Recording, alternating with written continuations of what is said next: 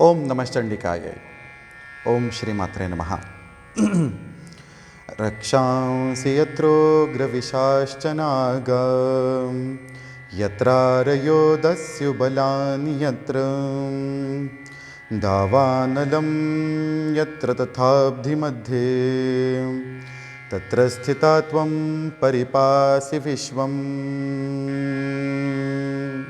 दुर्गा सप्तशतीच्या या 11व्या अध्यायामध्ये देवगणांनी तिची स्तुती करताना देवीचं एक वर्णन केलेलं आहे की असं म्हटलं आहे की तिला रक्षांसि यत्रोग्र विशाश्च नाग, तू कशी आहेस ह्या विश्वाचं रक्षण करताना यत्र उग्र विशाश्च नागा, की ज्या ठिकाणी अतिशय उग्र विषयुक्त नाग आहेत अशा नागांपासून तू आमचं रक्षण करतेस. तर माझं म्हणणं तुमच्या लक्षात आलं असेल कदाचित की मला काय म्हणायचं आहे. देवी भागवताच्या 9व्या स्कंदामध्ये किंवा ब्रह्मवैवर्त पुराणाच्या प्रकृतिखंडामध्ये आपण काल षष्ठी देवीचं गुणगान ऐकून आलो. तर त्याप्रमाणे आणखीन एक प्रश्न मनुष्य जातीला किंवा बऱ्याच आपल्या भारतवर्षामध्ये तर जास्त प्रमाणामध्ये असा भेडसावतो की नागभय, सर्पभय, नागदोष, कालसर्पदोष, ह्या सगळ्या दोषांचं ते नागबली, नारायणबली, वेगवेगळे प्रकार ज्याच्यामध्ये आपण म्हणतो. तर त्याच्यासाठी त्या शांतीसाठी म्हणा किंवा त्याच्यासाठी आणखीन त्या सगळ्या प्रकरणासाठी काय आपल्याला उपाय करता येईल, तर त्याच्यासाठी शक्ती उपासनेमध्ये ह्या देवीचं वर्णन सांगितलेलं आहे. तर असं म्हणतात ते सर्व नागजातीची माता आहे. कश्यपांची पत्नी कद्रू नव्हे, मी आत्ताच सांगतो. कद्रू जरी नागजातीची माता असली तरीसुद्धा देवीच्या अंशाने कद्रूचा जन्म झालेला नसला कारणानं तिला देवी अशी मान्यता नाही. हरिद्वारच्या पर्वतावरती हिचं मंदिर आहे. हिला मनसा देवी असं नाव असं हिचं आहे. मनसा माताजी किंवा मनसा देवी हिचं नाव असं ठेवलेलं आहे. तर ही मनसा कोण आहे बरं? आपल्याला महाराष्ट्रामध्ये सगळ्यात जास्त प्रचलित असलेलं वाक्य आहे की ज्या ठिकाणी नाग खूप निघतात त्या ठिकाणी आपण काय लिहितो बरं, की जा तुला अस्तिक मुनीची शपथ, जा तुला अस्तिक मुनीची शपथ, जा तुला अस्तिक मुनीची शपथ, असं आपण लिहितो. आणि बऱ्याच वेळेला एखाद्या सुन्यानी किंवा खडोनी असं लिहिलेलं असतं बऱ्याच ठिकाणी, की ज्या ठिकाणी सर्पभय, नागभय ज्या ठिकाणी असतं त्या ठिकाणी आस्तिक. का बरं ते आस्तिकच का लिहिलेलं असतं त्या ठिकाणी? त्याचं कारण असं आहे, आस्तिक मुनींची ही माता असणारी ही नागेश्वरी आहे.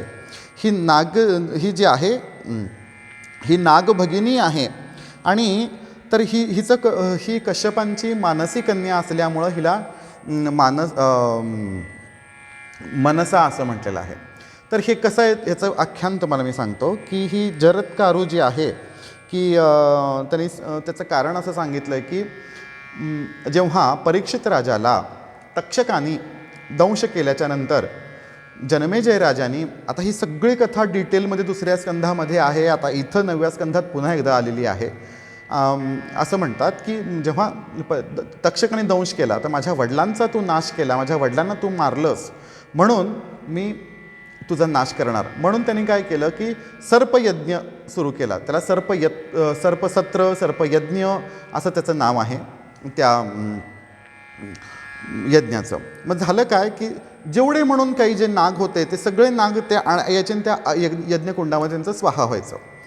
ते ब्राह्मण एवढे प्रभावी होते की त्यांनी मंत्र जेव्हा की हा तक्षकाने काय केलं होतं की इंद्राच्या सिंहासनाला वेटोळा घालून बसला होता. मंत्र असा म्हटला की इंद्राचं सिंहासन डोलायला लागलं. जेव्हा इंद्राचं सिंहासन डोलायला लागलं त्यावेळेला आस्तिक मुनी तिथं आले आणि आस्तिक मुनींनी त्याला ब्रह्मोपदेश केला आणि त्याला सांगितलं की तू हे असं काही करू नकोस. तर या आस्तिक मुनींची माता असणारी ही नागभगिनी, हिला जे म्हटलं तर ही जरत्कारु जी आहे ही कश्यप मुनींची मानसी कन्या आणि हिच्या मनसा नाव असण्याचं वेगवेगळ्या व्याख्या त्यांनी या ठिकाणी दिलेल्या आहेत. आणि ती नागांची जननी कशी झाली, काय झाली ती कथा आपण पुढे पाहणार आहोत. पण तुम्हाला मी सांगतो इथं त्यांनी काय सांगितलं की आस्तिक मुनींद्रस्य माता सापी तपस्विनी, ही आस्तिक मुनींची माता आहे, ही तपस्विनी आहे.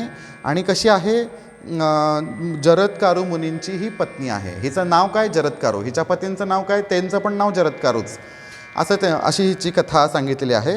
आणि हिचा जो मंत्र दिलेला आहे, त्यांनी काय मंत्र दिला बरं, तर मंत्र तो तुम्ही 5,00,000 मंत्राचा जप केल्याच्या नंतर ह्रीं श्रीं क्लीं ऐं मनसा देव्यै स्वाहा हा 5,00,000 जप करायचा आहे. आणि हिच्या 12 नावांचं नाव दिले: जरत्कारूर जगद्गौरी मनसा सिद्धयोगिनी वैष्णवी नागभगिनी शैवी नागेश्वरी तथा जरत्कारु प्रियास्तिक माता विषहरेति च महाज्ञानयुता चैव सा देवी विश्वपूजिता 12 नामानि पूजा काले तु य पठेत् तस्य नागभयं नास्ति तस्य वंशोद्भवस्य च. जो कोणी ह्या मनसा देवीच्या या मंत्राचा जप करतो, 5,00,000 जप करतो, त्याला नागभय नाही, त्याच्या वंशामध्ये कुणाला नागभय नाही राहणार नाही. जर नागदोष असेल तर नागांचा दोष निघून जाईल ह्याच्याप्रमाणे. आणि बऱ्याच ठिकाणी बऱ्याच वेळेला सांगितलं की कालसर्प शांतीसाठी सुद्धा हा जपसुद्धा आणि हे अनुष्ठान बऱ्याच वेळेला पर्याय म्हणून सांगितलं जातं, की ज्याच्यामुळं बऱ्याच लोकांना अनुभव आलेले आहेत. जर आपापल्या घरामध्ये म्हणा किंवा शेतामध्ये वावरामध्ये बऱ्याचशा परिसरामध्ये जर नागांचं भय असेल, साप सारखे निघत असतील, तर हा प्रयोग करायला काही हरकत नाही. आता ह्याचा पण तुम्ही अनुभव विचाराल तर मी ह्याचा अनुभव तुम्हाला सांगू इच्छितो. आमच्या पुण्यामध्ये आम्ही ज्या ठिकाणी हॉस्टेलमध्ये मी ज्या ठिकाणी राहतो तिथल्या आमच्या घरमालकीणबाईंच्या आणि आमच्या घरमालकांच्या घरी जवळजवळ त्यावेळेला सहकारनगरला कोणी राहत नव्हतं, तेव्हा सहकारनगरमध्ये त्यांचा तो बंगला त्यांनी बांधलेला आहे. आणि पाठीमागून असा ओढा जातो. असं म्हणतात की तिथे 200 ते 300 वर्ष जुना असा एक वयस्कर असा साप असा इथं स्वतः फिरत असतो. तो कधी त्रास देत नाही कोणाला. मग एकदा झालं असं, ही गोष्ट अशी घडली होती की तर 2दा-3दा आमच्या मालकीणबाईंना तो साप दिसला आणि 2दा-3दा त्यांनी अजून कोणाला काही केलं नाही. तो कधी आला नव्हता, पण तो आमच्या अपार्टमेंटच्या बिल्डिंगच्या आतमध्ये ज्या वेळेला तो आतमध्ये आला तेव्हा मात्र सगळेजण घाबरले, की बऱ्याच जणांनी बघितलं की कारण एक बाजूला गोळवलकर गुरुजी रस्ता असा भरून वाहतोय आणि पाठीमागे एकदम शांतता आहे आणि तिथं काही होऊ शकतं. आताच्या पुरामध्ये पाणी तर आमच्या इथं भरपूर आलंच होतं, पण तिथं सापांचं पण भय तिथं असतं बऱ्याच वेळेला. असो, हा मुद्दा मी तुम्हाला का सांगतो तर एकदा चैत्र नवरात्र आमचं चालू होतं. चैत्र नवरात्र नवमी होती, मला चांगलं आठवतं आहे. नवमीच्या दिवशी मी अनुष्ठान करून खाली प्रसाद द्यायला म्हणून आलो. त्यावेळेला त्यांनी सांगितलं की हे असं झालं आहे. तर त्यावेळेला आमच्या वहिनींना आम्ही ते सांगितलं होतं की तुम्ही हे अनुष्ठान तुम्ही करा, तुमच्याबरोबर मीही करतो. तर मला आणि मग ते आम्ही 7 ते 8 दिवसामध्ये हा जपसंख्या पूर्ण केल्यानंतर त्यांनी काय केलं होतं की एका कटोऱ्यामध्ये अशा अक्षता घेतल्या होत्या आणि अक्षता अभिमंत्रित केल्या होत्या. त्या अक्षता अभिमंत्रित करून ह्याच मंत्राने ओम ह्रीं श्रीं क्लीं ऐं मनसा देव्यै स्वाहा अभिमंत्रित केलेल्या अक्षता आमच्या बिल्डिंगच्या 4ही बाजूने आम्ही टाकल्या होत्या. त्याच्यानंतर आजपर्यंत त्या ह्याच्यामध्ये आता ह्याला जवळजवळ 10-12 वर्ष झाली असतील, त्या सीमेमध्ये आतमध्ये साप आलेला नाही. त्यांनी मला एवढं सांगितलं की त्या कंपाऊंडच्या भिंतीवरती तो येतो, पण आतमध्ये तो आला नाही. भिंतीपर्यंत येतो, तिथून माघारी जातो. हा अनुभव एक आमच्याकडे आहे. पंढरपूरचं जर म्हणाल तर पंढरपूरला आमच्या इथे एक सुप्रसिद्ध वकील आहे, वकिलीणबाई. त्यांच्या ज्या पत्नी आहेत त्या देवीच्या भक्त आहेत, त्या भगवान महादेवांच्या या म्हणजे निस्सीम भक्त आहेत. त्यांचं उदाहरण मी नेहमी सर्वांना देतो, कारण त्या पण खूप मोठ्या घरातल्या आहेत आणि त्यांचं पण शिक्षण वगैरे भरपूर झालेलं आहे. तरीसुद्धा त्यांची कथा अशी होती, आमच्या घराच्या अतिशय जवळ भक्तिमार्गालाच त्यांचं घर आहे.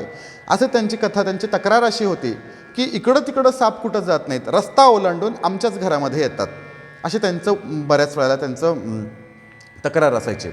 तर त्यांनी पण ह्याचं अनुष्ठान केलं, त्यांनाही याचा अनुभव चांगला आलेला आहे. म्हणून मी सांगतो काय की ह्याच्यामध्ये काय सांगितलं आहे, तस्य नागभयं नास्ति तस्य वंशोद्भवश्च नागभीते च शयने नागग्रस्ते च मंदिरे. तुम्हाला झोपेत जर साप दिसत असतील, स्वप्नामध्ये सारखे साप येत असतील, तुमच्या घरामध्ये सारखे साप निघत असतील, नागशोभे महादुर्गे नागवेष्टित विग्रहे, जर एखादा विग्रह असेल, एखादी मूर्ती असेल ज्याला नागाने विटोळा घातलेला असेल, त्यातनं जर तुम्हाला मुक्ती पाहिजे असेल तरीसुद्धा तुम्ही हे मनसा देवीचं नाव तुम्ही घ्या. ही 12 नावांचं तुम्ही घ्या. मनसा जरत्कारूंची जी पत्नी आहे, जिचं नावच जरत्कारू आहे, अशा मनसेचा आम्ही जर जप केला तर तुम्ही ह्याच्यातून बाहेर पडाल असं ते म्हणतात. तर आता त्यांनी मनसा या नावाच्या व्याख्या देताना त्यांनी सांगितलं की कश्यपांच्या मानसी पुत्रांपैकी मानसी पुत्री म्हणून जे जन्माला आली म्हणून तिचं नाव मनसा असं ठेवलं. त्यांनी सांगितलं की मनसा ध्यायते याच परमात्मानमीश्वरम तेन सा मनसा देवी तेन योगेन दिव्यती.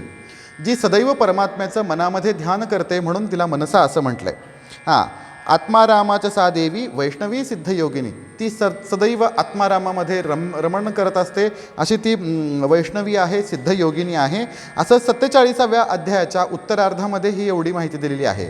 48वा अध्याय संपूर्णतः या मनसेच्या कथेवरती अवलंबून त्याने सांगितलेलं आहे. की नारायण म्हणतात नारदांना की तुला मी आता या मनसेविषयी मत्तः पूजा विधानंच श्रूयताम मुनिपुंगव ध्यानंच सामवेदोक्तम देवी प्रक्त विधानकम, मी तुला ध्यान सांगतो, पूजाविधी सांगतो आणि त्याची कथा पण सांगतो. मग त्यांनी हा मंत्र त्यांनी सांगितला, हे ध्यान आता मी तुम्हाला सांगितलं ते मी ते ध्यान सांगितलं. आणि त्याच्यानंतर मग ते कथेला सुरुवात करतात. की ते काय म्हणतात की ब्रह्मदेवांनी मानसी सृष्टी केल्याच्या नंतर कश्यप मुनींची जेव्हा रचना कश्यप मुनींना जेव्हा जन्म घातला, तर जन्माच्या नंतर त्यांनी असं म्हणतात की जेव्हा सगळी पृथ्वी नागांच्या भयानी, नागांमुळं त्रस्त झाली होती सृष्टीच्या आद्यकालामध्ये, त्यावेळेला कश्यपांनी मनसा देवीची उत्पत्ती केली आणि मनसेची रचना केली.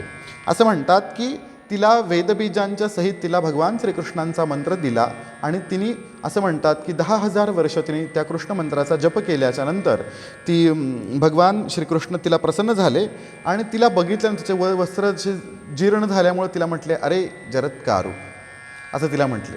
म्हणून तिचं नाव जरत्कारु असं पडलं. भगवान श्रीकृष्णाने तिला वर दिला आणि सांगितलं की तुला तुझ्या तुल्यच असा पती प्राप्त होईल, त्यात तो माझ्या अंशाने जन्माला आले, त्याचंही नाव जरत्कारु असेल, त्याच्याशी तुझा विवाह होईल असं ते म्हणतात. मग त्याच्यानंतर हे होतं त्यांचा विवाह जो होतो, मनसा देवीचा विवाह हा जरत्कारु नावाच्या ऋषींबरोबर होतो. जरत्कारु ऋषींबरोबर त्यांचा विवाह झाल्याच्या नंतर एकदा घटना अशी घडते की आता आपल्या भाषेत जर बोलायचं झालं की अपराह्न काळामध्ये दुपारी 4 ते 5 वाजता मुनी असे थकले असतील, म्हणून काय झालं की मुनी देवींच्या मांडीवरती मस्तक ठेवून निद्रिस्त झाले.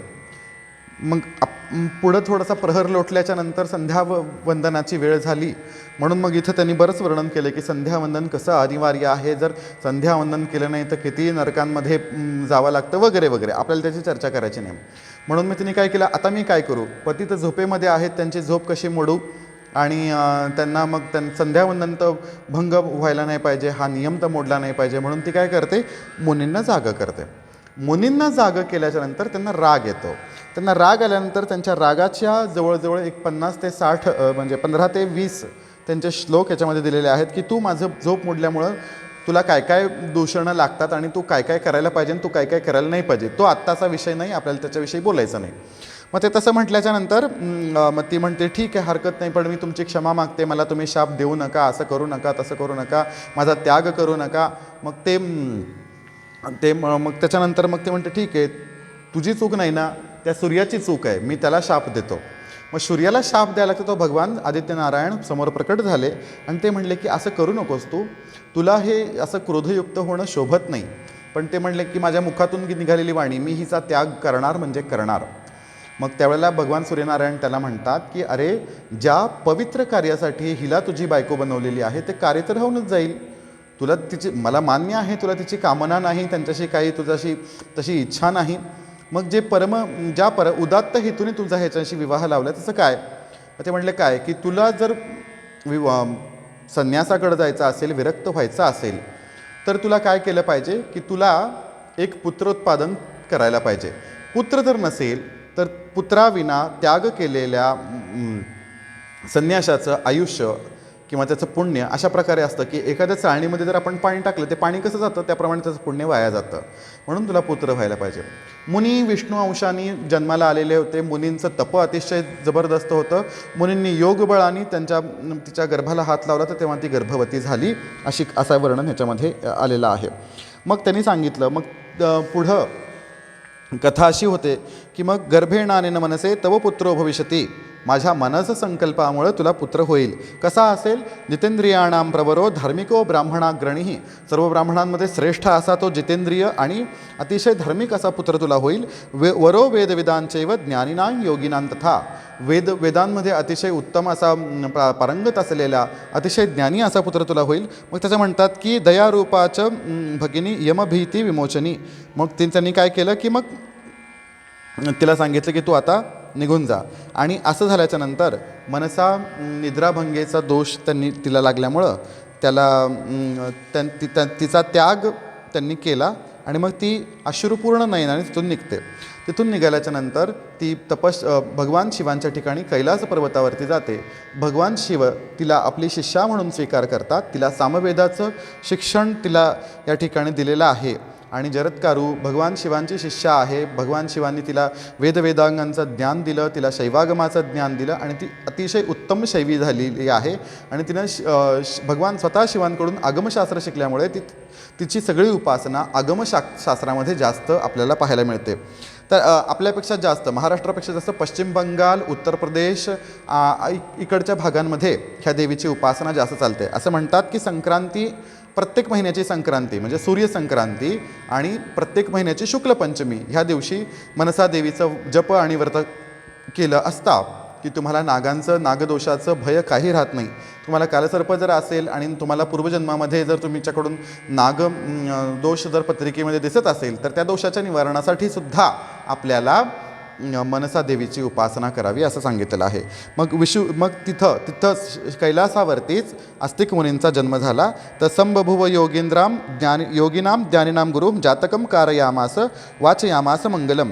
तिथं भगवान नारायणांच्या अंशाने तिथं कैलासावरतीच आस्तिक मुनींचा जन्म झाला. तिथं स्वतः भगवान शिवांनी आस्तिकांना सर्व ज्ञान वगैरे दिलं आणि त्याच्यानंतर ज्याप्रमाणे आदितीचे पुत्र आदित्य होते त्याप्रमाणे जरत्करूचा हा पुत्र आस्तिक असा झालेला आहे. आणि मग तो भगवान शिवांना नमस्कार करून त्यांनी हे केल्याच्या नंतर आणि मग पुन्हा ही शृंगी ऋषीचा शाप जेव्हा परीक्षिताला भेटतो आणि त्यानंतर मग ते सगळं आख्यान आपल्याला माहिती आहे की त्याच्यानंतर असं म्हणतात की मग ते तिथं जातात आणि जन्मेजयाला समजावून सांगतात आणि सर्पांचा नाश होण्यापासून, सर्पकुलाचा नाश होण्यापासून आस्तिक मुनी त्यांचे रक्षण करतात.